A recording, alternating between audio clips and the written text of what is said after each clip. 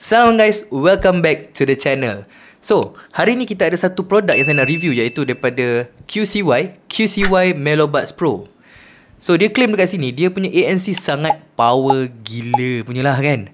Selalunya kalau untuk earbuds untuk dapatkan performance ANC, active noise cancelling yang power, saya rasa harga sekurang-kurangnya kena lebih kurang 4 atau 500 ringgit ke atas baru betul-betul puas hati. Tapi QCY Melobuds Pro ni harga dia tak sampai RM200. So, persoalannya, adakah QCY Melobuds Pro ni betul-betul ANC dia level flagship earbuds ataupun hanya sekadar marketing gimmick?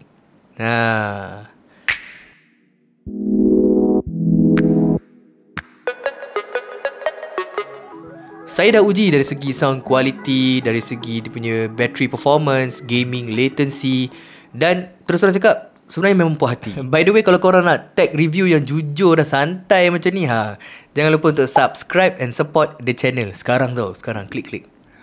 Okay, dari segi design, Melobuds Pro ni dia menggunakan dekat bawah tu macam ala-ala ceramic, ataupun nak kata ceramic lah kot, finish. Manakala dekat atas tu boleh nampak lebih kurang polished punya finishing lah. Very high gloss. Memang nampak premium gila tu.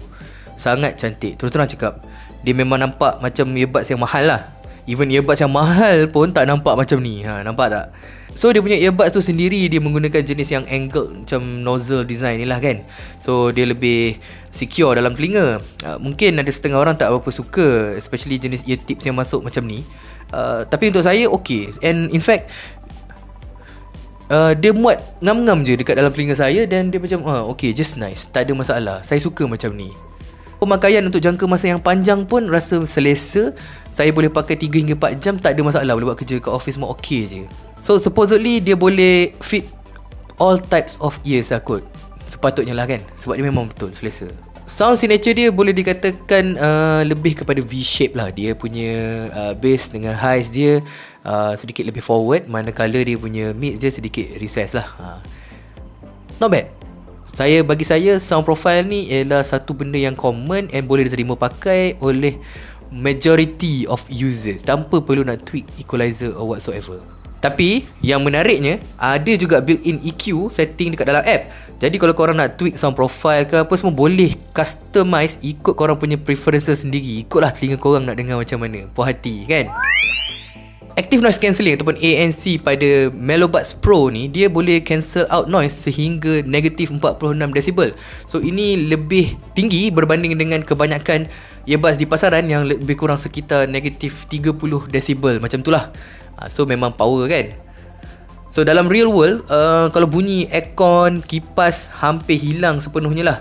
Suara manusia macam boleh masuk sikit-sikit lagi, ataupun orang kata bunyi-bunyi yang tiba-tiba high amplitude, macam tiba-tiba kan intermittent, dia tu ada masuk sikit-sikit lah. Itu normal lah kan. Dia bukan consistent punya sound ataupun consistent punya noise. Dan earbuds ni juga ada transparency mode. So korang boleh dengar suara orang bercakap dengan korang tanpa korang perlu tanggalkan earbuds. So function ni memang bagi saya very function gila lah. Especially kalau korang yang suka pakai earbuds bila berada dekat office kan, tengah buat kerja tu, kadang-kadang bila orang panggil, kita boleh dengar apa yang dia cakap tanpa perlu kita tanggalkan earbuds tu. Memang best. QCY Melobuds Pro ni dia menggunakan AI ENC ataupun kita panggil sebagai Environmental Noise Cancellation Microphone. In total, Melobuds Pro ada 6 mikrofon, 3 each kiri dan kanan. So apa fungsi ENC ni ialah dia akan suppress bunyi-bunyi, especially daripada environment, bunyi noise. So menjadikan apabila kita bercakap telefon, berkomunikate dengan orang, dia akan bunyi lebih jelas dan clear. Voice tu lebih clear lah, lebih mudah untuk mendengar. Power kan? So macam dengan suara ni, apa pendapat korang? Cuba komen di bawah. Bagi saya dia dah cukup bagus lah. Adakah dia sama level dengan flagship? I wouldn't say so. Belum lagi. Tapi korang kena realistik lah.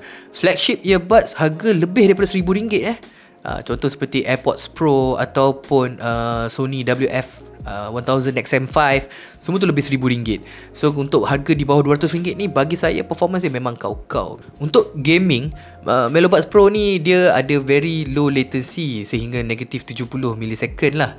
So ini sangat bagus, especially untuk kalau korang-korang yang suka main game kan. So dia tak ada delay dekat situ. Memang puas hati lah. Kalau main tu memang footsteps ke ataupun gunshots tu memang masih jelas, tak ada masalah.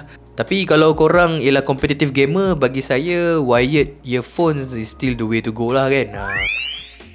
Dari segi battery life, earbuds ni mempunyai charge sehingga 8 jam korang boleh guna.